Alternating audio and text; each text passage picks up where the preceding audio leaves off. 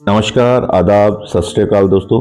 दोस्तों, ये जो आज मैं फ़ोन कर रहा हूँ वो है सैमसंग का A12 यानी कि सैमसंग A12। उसके अंदर क्या प्रॉब्लम आई थी दोस्तों इसकी जो बैकलाइट थी वो काम नहीं कर रही थी।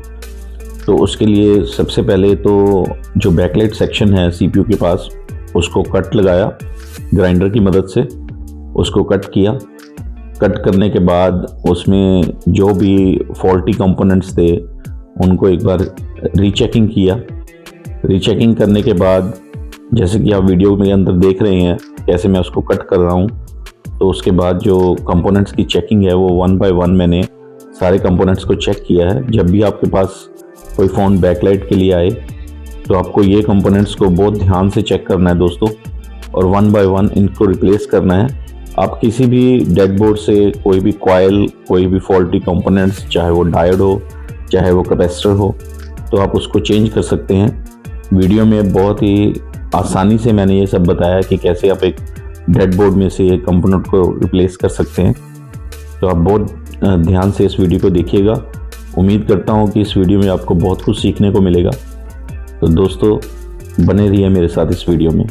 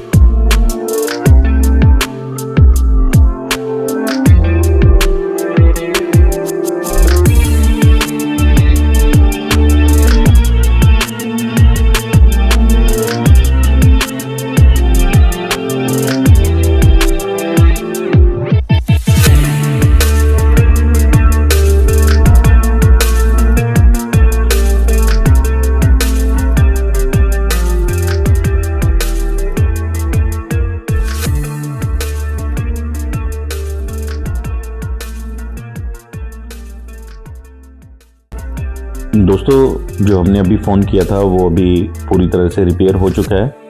आप देख सकते हैं कि सैमसंग गैलेक्सी A12 लोगो जो है पूरी तरह से विजिबल हो चुका है और उसकी बैकलाइट बन चुकी है।